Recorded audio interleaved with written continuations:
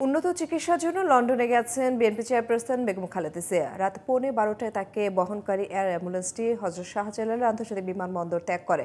স্থানীয় সময় সকাল 9:30টায় হিথ্রো বিমানবন্দরে বিমানটি অবতরণের কথা রয়েছে। সেখানে তাকে স্বাগত জানাবেন তার ছেলে, দলের ভারপ্রাপ্ত চেয়ারম্যান তারেক রহমান ও পুত্রবধূ জোবাইদা রহমান।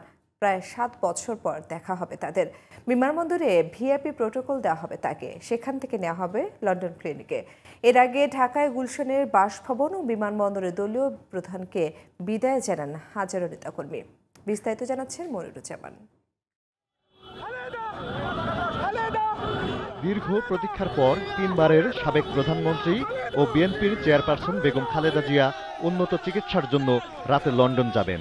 তাই মঙ্গলবার দুপুর থেকেই নেতাকর্মীরা জড়ো হতে থাকেন গুলশানের বাসা ফিরোজার সামনে। তারেক রহমান এবং বেগম খালেদা জিয়া দুইজনে মিলেই বাংলাদেশের দায়িত্ব আবার গ্রহণ করবে। গণতন্ত্র পুনরুদ্ধার হয়েছে, তার জন্য দেশটির বেগম খালেদা জিয়ার ব্যাপক ভূমিকা রয়েছে। সময়ের সাথে বাড়তে থাকে শুভাকাঙ্ক্ষীদের সংখ্যা।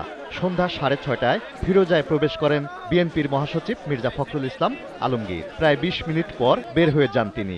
এরপর প্রবেশ করেন বেগম খালেদা জিয়ার সফর সঙ্গীরা। এই দিনটার জন্য অপেক্ষা করেছিলাম, এই দিনটার জন্য আমি বলেছিলাম আমি ফাঁসির কাজটি যেতে চেয়েছিলাম ওনার চিকিৎসার জন্য, বিদেশে যাওয়ার জন্য।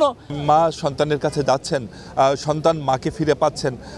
আমরা আরও খুশি হব যদি মাকে পরিপূর্ণ সুস্থ অবস্থায় সন্তান দেখতে পারেন। যা আওয়ামী লীগ হারিয়েছে আমরা তা ফিরিয়ে আনতে চাই, দেশের মানুষকে সেটা আমরা দিতে চাই।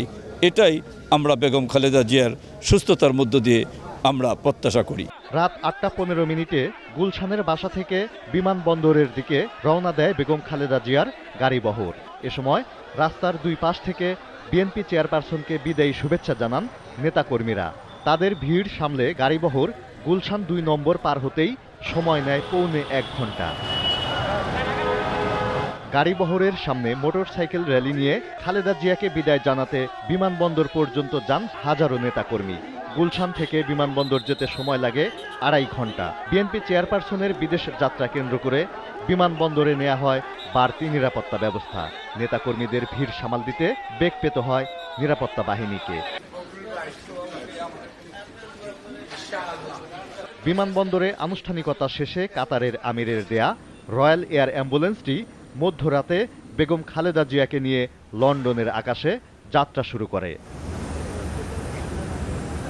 Moniruzzaman, GTV news, Dhaka.